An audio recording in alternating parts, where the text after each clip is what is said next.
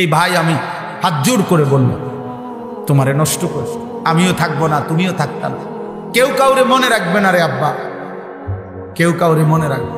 চলো আমরা নামাজ পড়বো ইনশাআল্লাহ। নিয়ত করো ভাই, ফজরের নামাজ পড়বো ইনশাআল্লাহ, আখলাকের হেফাজত করবো আমরা ইনশাআল্লাহ। একটা ছেলে সমবয়সী বন্ধুর লগে পারতা না, অসৎ বন্ধু ভালো থাকতে দেয় না, অসৎ বন্ধু ভালো থাকতে দেয়। তুমি একাই সিদ্ধান্ত নাও যে আমি নামাজ পড়বো ইনশাআল্লাহ, পারবা।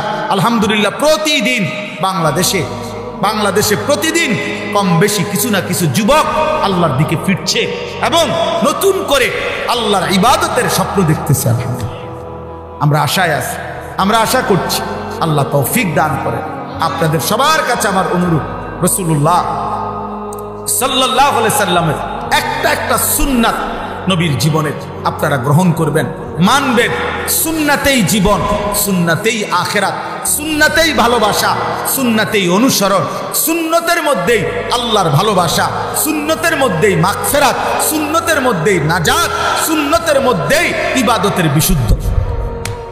ইবাদত সুন্দর হবে তখন সুন্নত তরিকায় হবে, যখন আল্লাহর সন্তুষ্টি মিলবে তখন সুন্নত তরিকায় যাবে।